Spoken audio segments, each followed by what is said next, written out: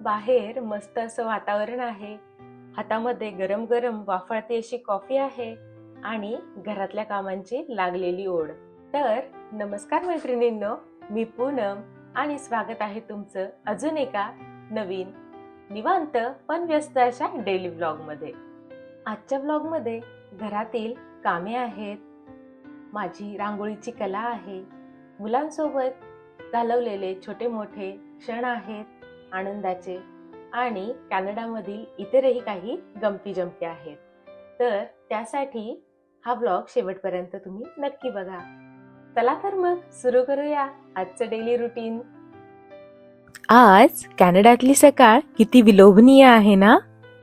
खिडकीतून बाहेर पाहिलं तर असं दिसलं की पूर्ण आभाळ भरून आलंय आणि अगदी कुठल्याही क्षणी मुसळधार पाऊस येईल. मुलं उठायच्या आधीचा हा शांत वेळ मी स्वतःसाठी राखून ठेवते. आता हळूहळू घरातील शांतता कमी होऊन धावपळ सुरू झालीये. मुलांना शाळेसाठी तयार करणं, त्यांचे लंच बॉक्स तयार करून टिफिन बॅग्स रेडी ठेवणं, हे तर आता रोजचं रुटीनच झालंय. सोबतच त्यांच्या वॉटर बॉटल्स देखील भरून ठेवल्या आणि मग नंतर जॅकेट शूज वगैरे घालून मुलं निघाली स्कूलसाठी. मुलं एकदा का बाय म्हणून शाळेला निघाली की मग मात्र घराला एक वेगळीच शांतता येते. आम्ही इकडे नवीन घरी शिफ्ट झाल्यापासून मुले त्यांच्या पप्पांसोबतच कारने स्कूलला जातात.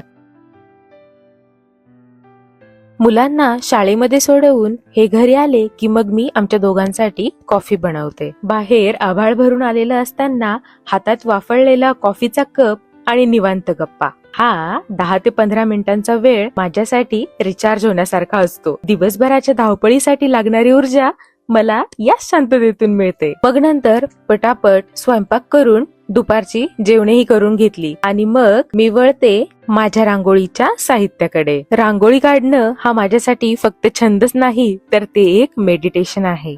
मैत्रिणींनो, मी रोज माझे रांगोळीचे व्हिडिओ तुमच्यासोबत शेअर करत असते आणि खरं सांगू का, तुम्ही केलेल्या त्या गोड कमेंट्स वाचल्या की मला खूप प्रोत्साहन मिळतं. तुमची प्रत्येक दाद, तुमचं प्रत्येक कौतुक माझ्यासाठी खूप मोलाचं आहे आणि तुमच्या या प्रतिसादामुळेच मला रोज काहीतरी नवीन आणि सुंदर करून दाखवण्याची ऊर्जा मिळते. त्यासाठी तुमचे सर्वांचे मनापासून खूप खूप धन्यवाद. असाच सपोर्ट आणि प्रेम कायम ठेवा. मुलं शाळेतून घरी आली, थोडा वेळ फ्रेश वगैरे होऊन हलकासा नाश्ता करून आज आम्ही ठरवलं की वेदर चांगलं असल्यामुळे वॉकला जाऊया. तर आता वाजलेले आहेत 6 आणि तुम्ही बघू शकता की किती ऊन पडलेलं आहे आणि आज वेदर देखील एकदम मस्त आहे. त्यामुळे आज आम्ही सगळी पूर्ण फॅमिली इव्हिनिंगचा वॉक करायला निघालेलो आहे. कॅनडामध्ये ऊन पडलं की घराबाहेर वेळ घालवणं ही एक मोठी पर्वणीच असते. मी आणि आहो वॉक करत करत गप्पा मारत होतो आणि मुलं आपली सायकल आणि किक स्कूटर घेऊन त्यांच्याच विश्वात दंग होती. I'm ready to ride my bike. Are you excited? Yes. Let's go.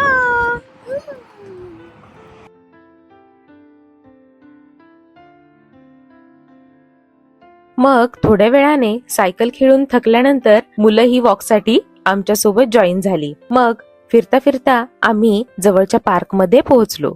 मुलांना तिथे गेल्यावर क्रिकेट खेळायचा मोह आवरलाच नाही आणि मग काय, तिथे सुरू झाली आमची फॅमिली क्रिकेट मॅच. मुलांची ती धावपळ, त्यांची ती मस्ती आणि एकमेकांना हरवण्यासाठी चाललेली धडपड, हे पाहून बालपण पुन्हा आठवलं. मुलांसोबत असा वेळ घालवला की दिवसाचा सगळा थकवा कुठल्या कुठे पळून जातो.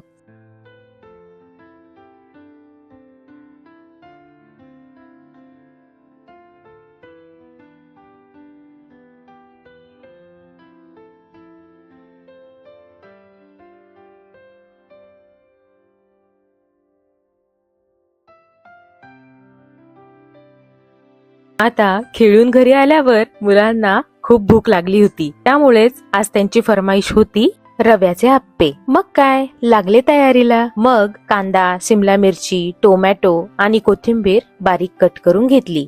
एका पॅन मध्ये थोडंसं तेल गरम करून या सगळ्या भाज्या मोठ्या गॅसवर छान परतवून घेतल्या, जेणेकरून त्यांचा कच्चेपणा जाईल. आता या परतलेल्या भाज्या मी तयार केलेल्या बॅटर मध्ये मिक्स केल्या. आप्पे पात्रात थोडंसं तेल टाकून गरम करायला ठेवलं. हळूहळू बॅटर सोडलं आणि झाकण ठेवून 5 मिनिटं शिजून दिलं.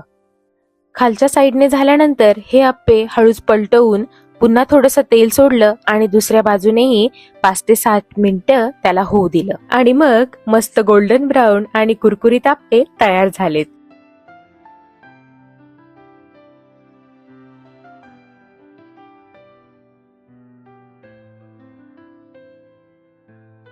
तर मैत्रिणींनो, भारतासारखीच इकडे कॅनडामध्ये देखील कचऱ्याची गाडी ही येत असते. तर ती दर शुक्रवारी सकाळी येत असते. त्यासाठी गुरुवारी रात्रीच हा कचरा सगळा असा बाहेर नेऊन ठेवावा लागतो. तर आता चाललेली आहे मी कचरा टाकायला. तर हा आहे ऑर्गॅनिक कचरा आणि ही आहे गार्बेज.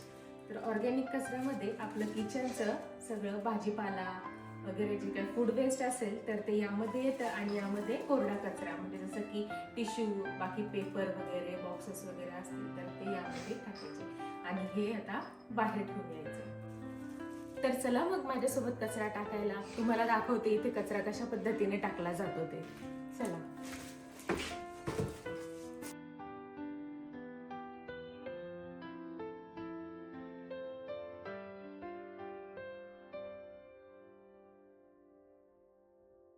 तर ही आहे गार्बेजची bin. तर यामध्ये कोरडा कचरा टाकायचा.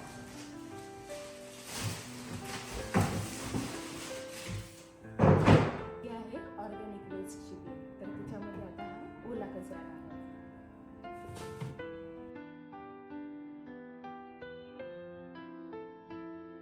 कचरा ठेवायला बाहेर आले तर बघा बाहेर कसं सगळीकडे सामसूम झालंय.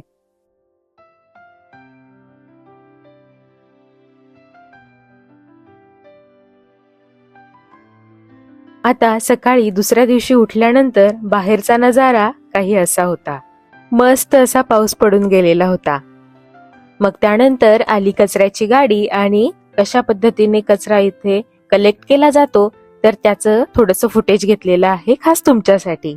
मंडळी, कसा वाटला आमचा आजचा व्लॉग? तुम्हाला ही आप्याची रेसिपी आणि आभाळ भरलेली सकाळ कशी वाटली हे कमेंट्स मध्ये नक्की सांगा. व्हिडिओ आवडला असेल तर नक्की लाईक करा आणि चॅनलला सबस्क्राईब करायला विसरू नका. पुन्हा भेटूया लवकरच. तोपर्यंत टाटा, बाय बाय.